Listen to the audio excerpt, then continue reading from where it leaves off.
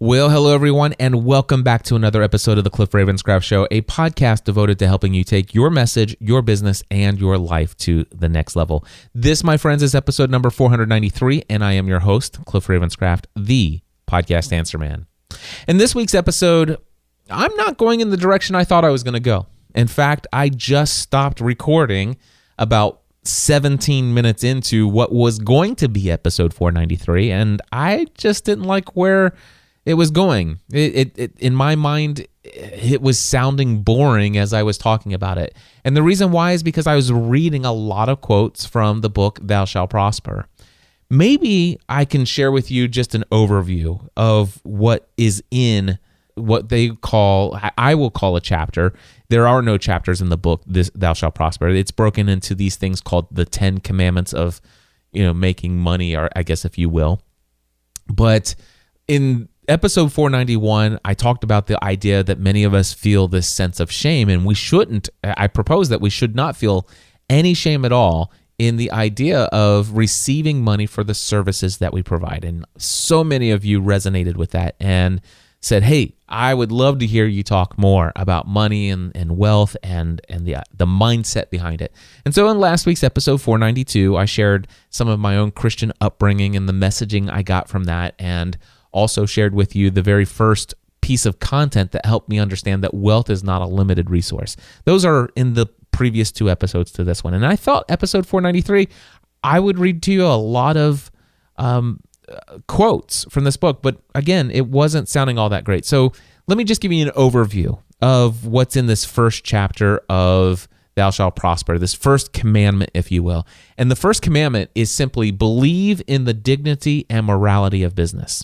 And the problem, and I talked about this last week a little bit from my own Christian upbringing, was that the idea of pursuing more than what we need to survive, there was a lot in my programming, upbringing, my exposure to a lot of Christian messaging that stated that maybe not only is the pursuit of wealth and money and having more than what you need to survive, is not only is it bad, but it may even call into question your faith in God. I mean, that's how strong that message was for me.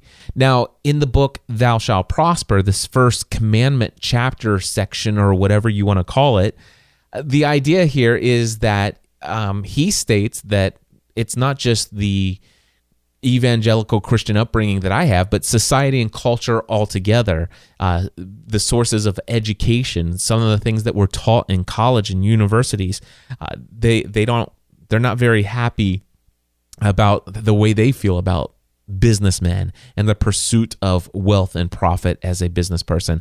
He also talks about and gives many examples of the media, movies, television, and how they're portraying business people as villains, if you will. So, and he gives lots of examples of that. And there's this one study that said that by the age of 18, the average TV viewer has seen businessmen attempt more than 10,000 murders and countless other lesser offenses, all in the name of greed. So if you just, as of today, if you're 18 years old today or older, you've seen at least 10,000 murders and countless other offenses in the name of greed committed on television by business people. That is what our culture is teaching. The interesting thing he says here is that our culture today will tell you that the pursuit of money and profit and wealth is bad. But he says that the interesting thing is that if you do anything for the pursuit of sexual pleasure, it's not only not considered immoral, but it's romanticized. And an example he gave was People magazine in 1996 had a cover story called The Greatest Love Stories of the Century. And he explains that more than half of the couples that were lauded as this romantic tale were actually couples that were having relationships outside of their marriages, that wives and husbands were completely distraught, children broken up from their families, and yet obviously in the Christian and even the Jewish background, the idea of of breaking the marital vows and having sex with someone outside of marriage, that's not necessarily a very moral thing for those who hold marriage in high esteem.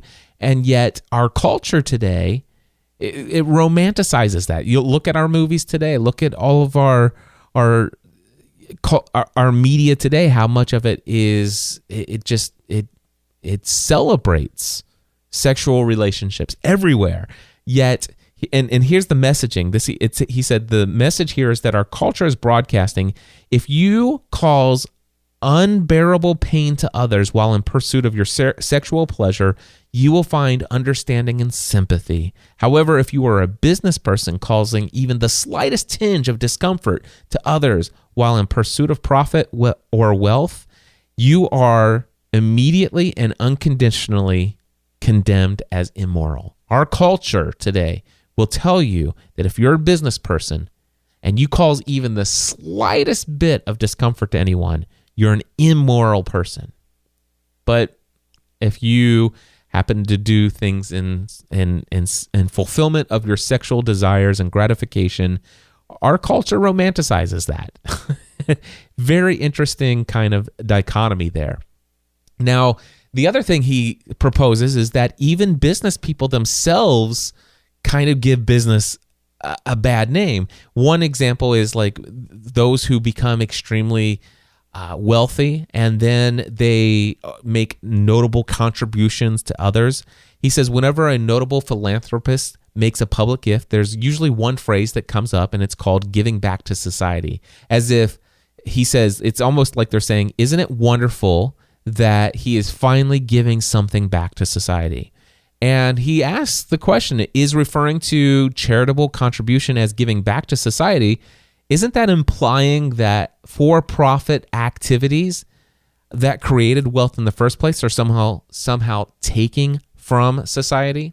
This idea that is wealth a limited resource, and if you are building wealth, then you've obviously taken that wealth that you have as the result of having taken it from someone. And of course, that's why I shared last week in episode 492, where I talked about wealth being something that is an unlimited resource, that we can create wealth out of nothing, and that when there is an exchange between two parties that have both agreed that this is a valuable exchange, that both people walk away wealthier. And if you haven't listened to last week's episode, I encourage you to listen to that.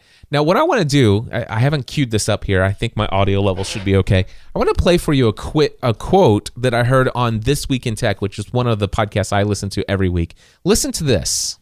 Bill Gates has turned out to be, he's a pretty smart guy. I'll tell you what, I knew him way back when, and the transformation that he has made from ruthless capitalist to the guy who is obsessed.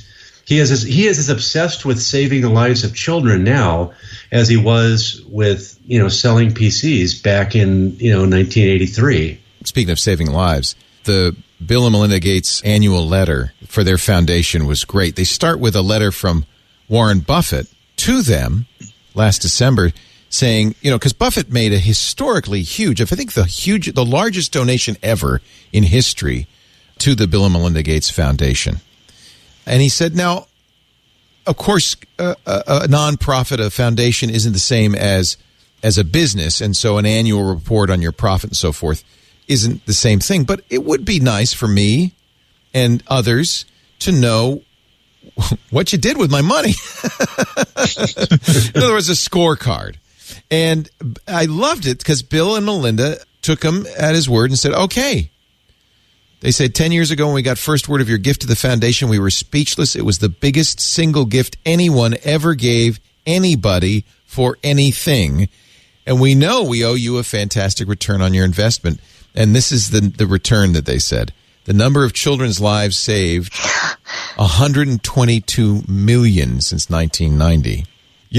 Wow. And they explain where this number comes from. The number of childhood deaths since 1990, kids under 5 has been cut in half, in great part because of inoculations that the Gates Foundation has provided worldwide, reducing childhood mortality, education, nutrition. They say the best deal is vaccinations.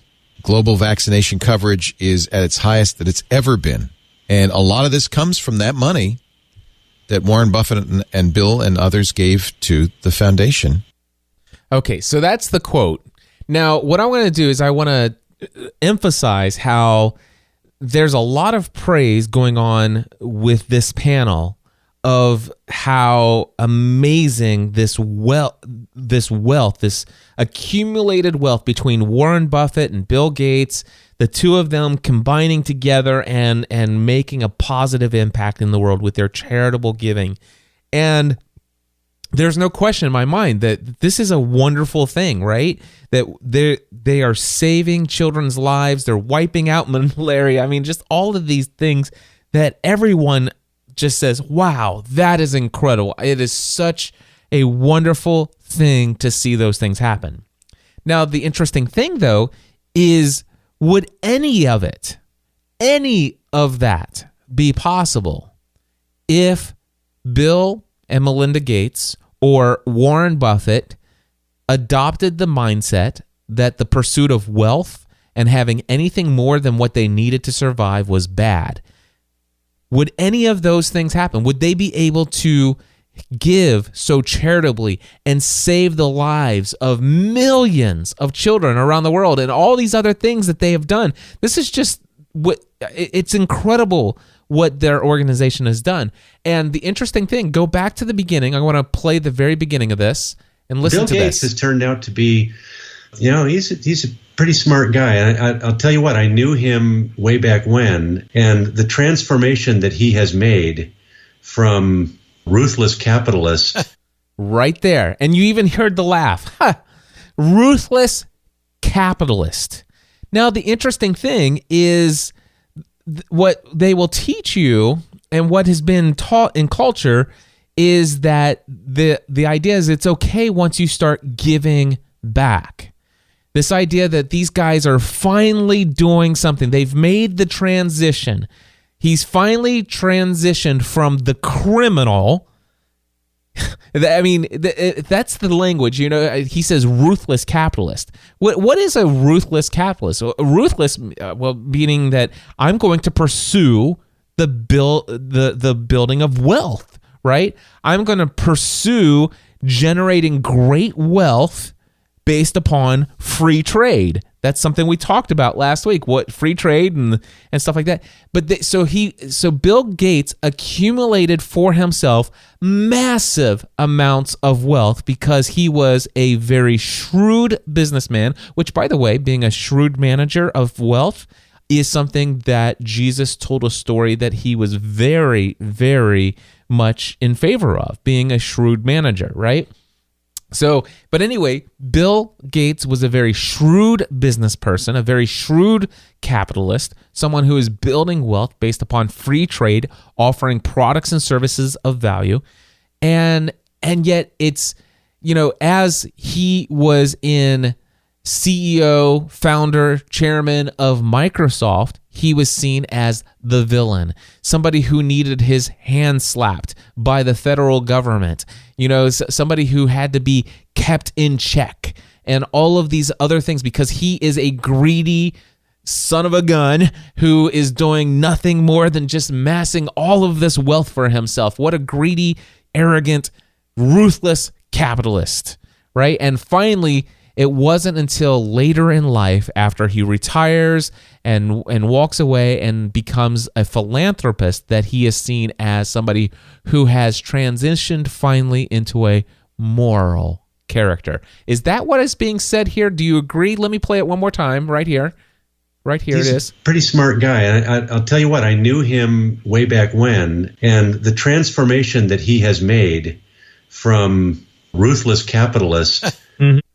So the transformation from this totally immoral, ruthless capitalist to the very moral and very charitable giver that he is today. Now, think about this though. What value did Bill Gates have in this world? What value did he offer the world before that? Think about all of the people that were employed to build the software. Think about all the engineers and the software developers that were given great and very prosperous careers. Think of all the families that were provided for. Think about all of the tens of thousands, maybe even hundreds of thousands of people who have been employed by Microsoft over the years to build that company, the salaries they received, the benefits of health insurance coverage, and all of the livings that were made as a result of Microsoft's pursuit of wealth and profit. Okay? Then think about all of the companies in the world and all of the other benefits that benefited by having computer software that allowed them to interact with each other. All the other software companies that came up out of that. Think about all the software companies that had thousands, even tens of thousands of employees of other companies who created software that worked with Microsoft. Think about all the different companies that developed and built computers and all of the components that go into the computers that were sold because there was this very popular platform known as Microsoft that made the PC industry an industry where everyone could have a computer that they knew this software would work. I mean, just think about all of the many, gosh, we're talking probably millions and millions and millions of lives that have been positively impacted and wealth added to their lives as a result of Bill Gates being a businessman and one who pursued wealth and pursued the building and the growth and the continued expansion of Microsoft as a company. The thing is we're in this little quote that I played from This Week in Tech. Yes, it is a truly wonderful thing to hear about the Bill and Melinda Gates Foundation, the philanthropy arm of what they're doing, the amount of wealth that now that he's retired, that he's using to do things in society, not to give back, but just to give, because giving back indicates or kind of just validates this idea that he has taken from society all of these years. No, his wealth, Bill Gates' wealth, is just a small percentage of the overall wealth that he has created in this world from his business pursuits. And that wealth has been accumulated. And sure, Bill Gates probably has multiple houses. He has some things and some physical pleasures and possessions and things of that nature. He has some of those things that people will think, well, what's he going to, why does he need all of that? He has all this extra money. Why not, and we all are quick to judge at times what other people have and what they do with their money. But the idea here and what this book really is getting into in this first commandment, believing in the dignity and morality of business, what Rabbi Daniel Lapin is saying is, he's like, hey, making money is much harder if deep down you suspect it to be a morally reprehensible activity. So the interesting thing here, he says, believing that making money is a selfish activity will undermine anyone's chances for success. And he says, if you feel really good about your profession, you sweep others along with you on the waves of your enthusiasm for what you do. You will become known for telling entertaining accounts of amusing incidents in your professional life. Stories about events in your business day can inspire others, and they will be moved by the poignant interactions you relate. These natural and positive impacts of your public persona flow inevitably from feeling pride and passion for your work. So what he's saying, he's like, listen, you would have vast additional power to inject into your enterprise if you simply develop this deep conviction that what you're doing has intrinsic moral value. And this is something that I can say has been true for me.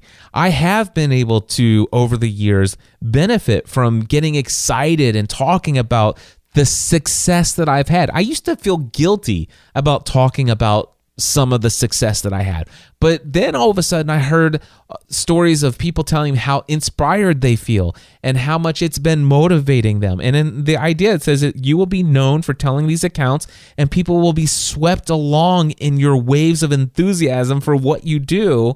And people will have this positive regard for who you are and what you're accomplishing and what you're doing in the world because of your business. And they'll want to do business with you because of how they feel about that. And more importantly, they will want to do business with you because of how you feel about what you do.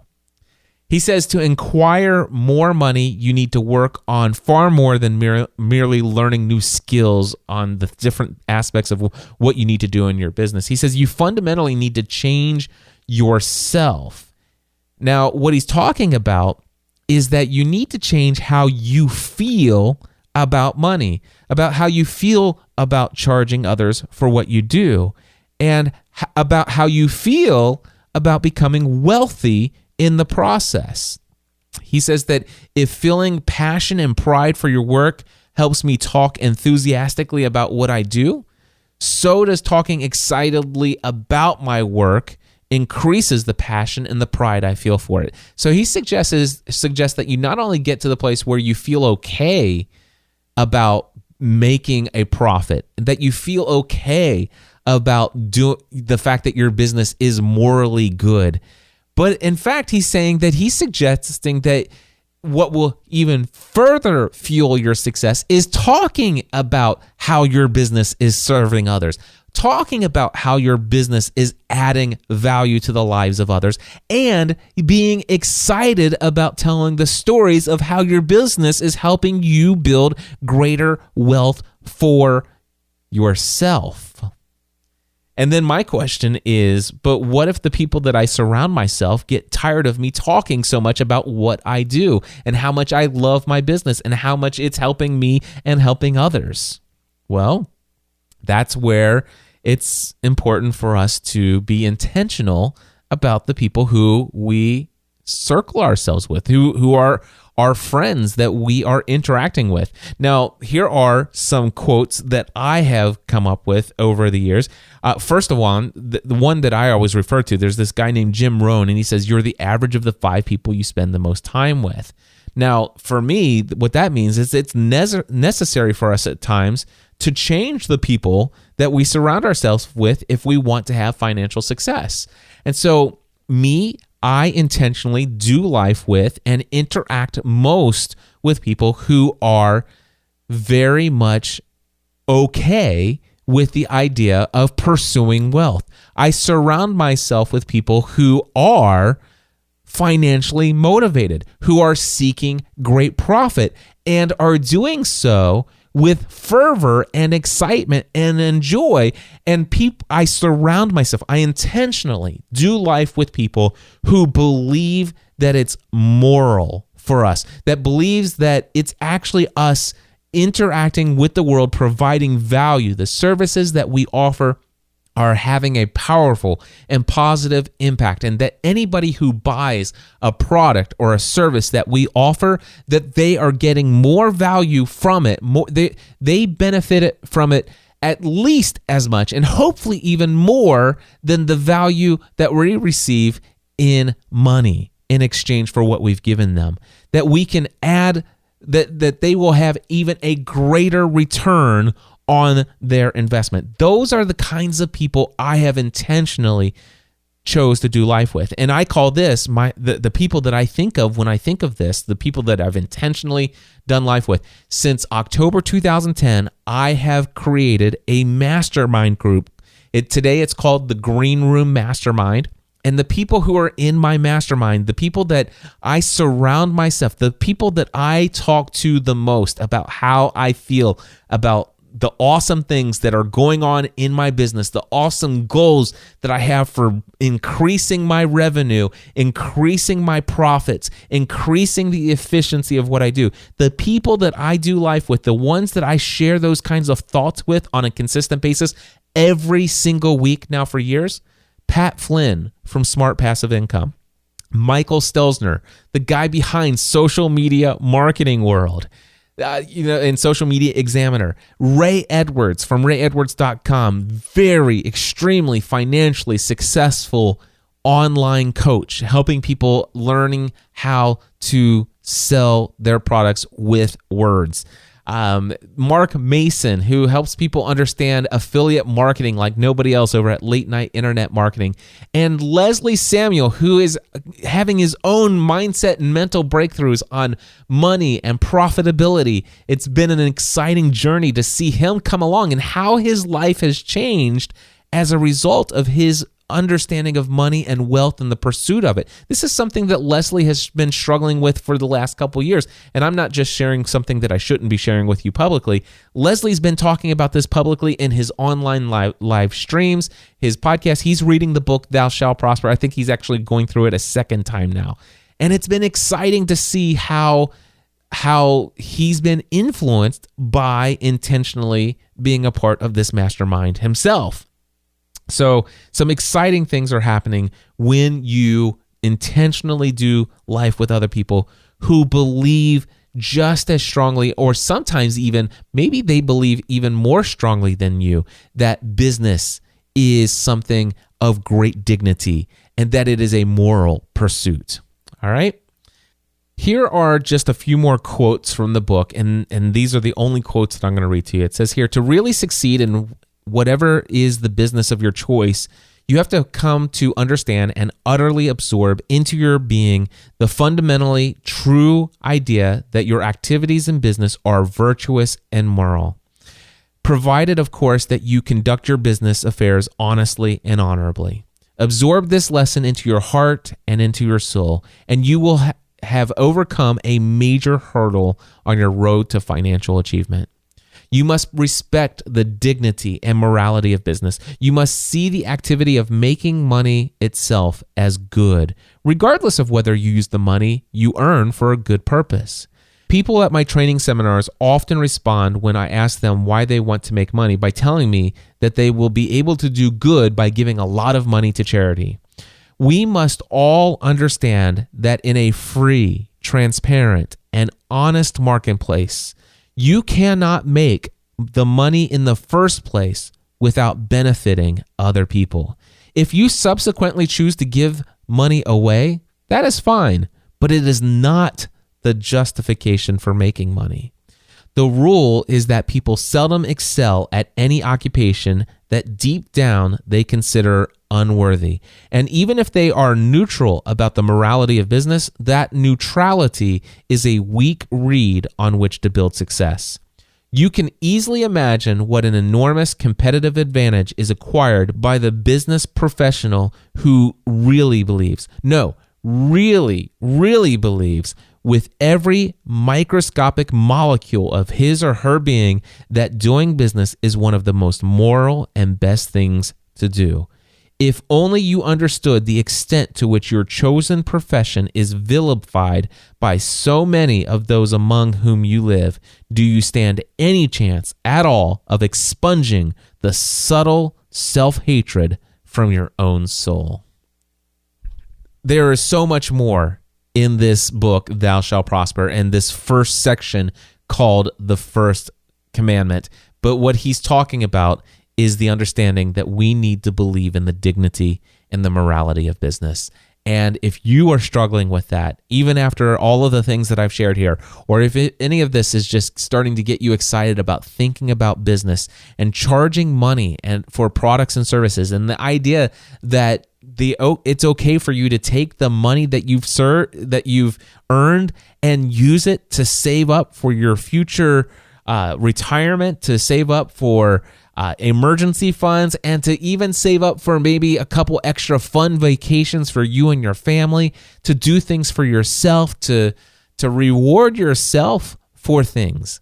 If you are even like mildly entertained by the idea that there's something more for you in the understanding of money and having a mindset of pursuing wealth, I highly encourage you to check out the book, Thou Shalt Prosper.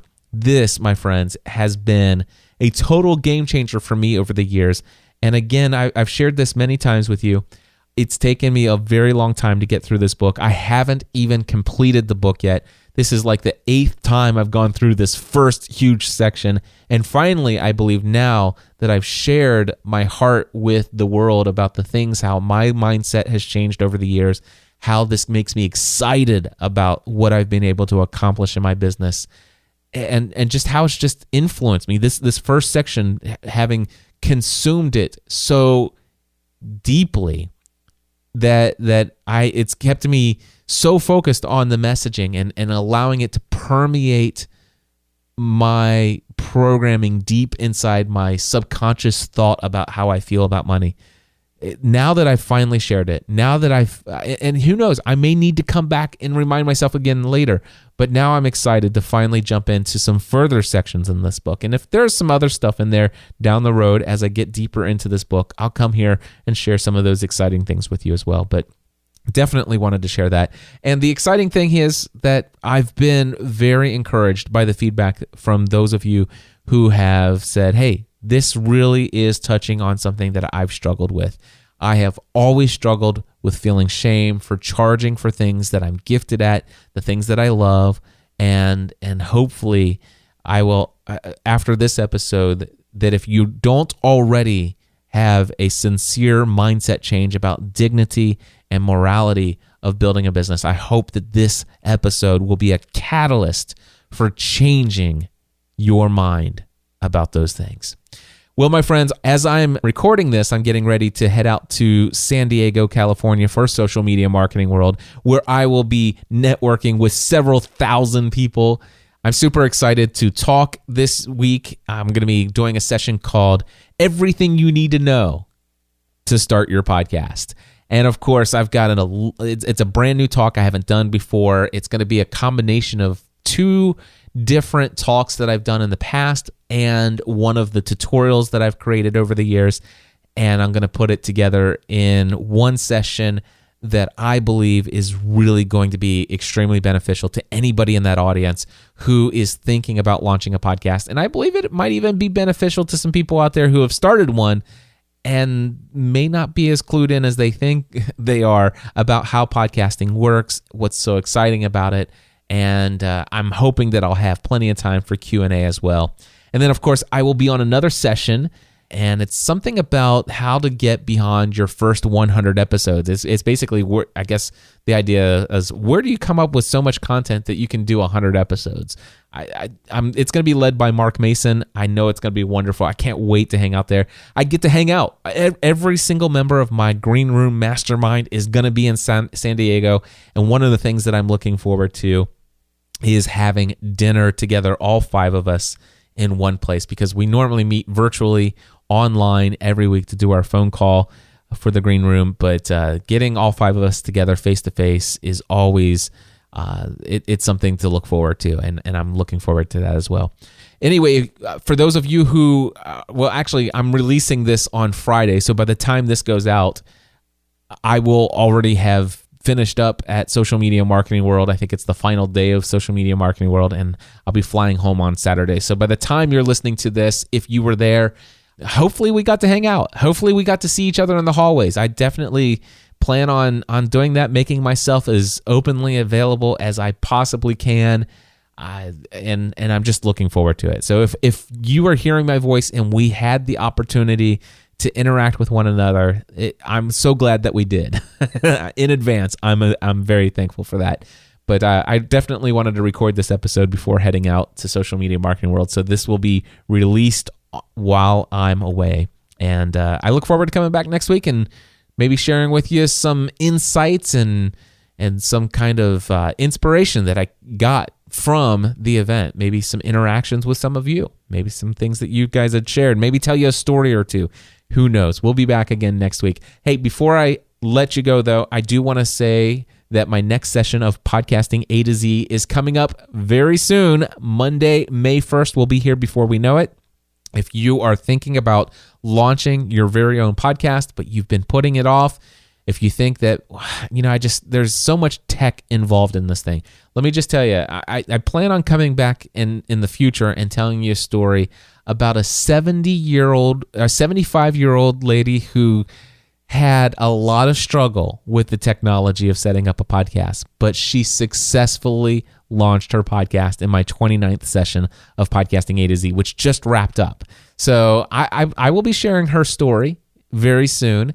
But if you've been thinking, just the technology, I just don't know if I can get it, I will be your personal coach, walking you through every step in the process.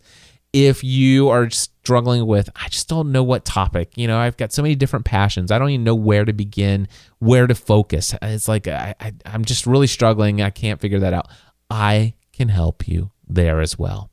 I can help you. I would love to be your personal coach, walking you through every single step in the process of successfully launching your podcast. And if you already have a podcast, I've had plenty of you out there who have had a podcast already come through Podcasting A to Z. This is literally your opportunity to have me as your personal coach, answering every single question you have for 4 weeks. Head over to podcastingatoz.com. I would love to work with you. Until next time, my friends, I encourage you to take everything you do and your thoughts about money, wealth, and ruthless capitalism to the next level. Talk to you soon. Podcast. It's a man.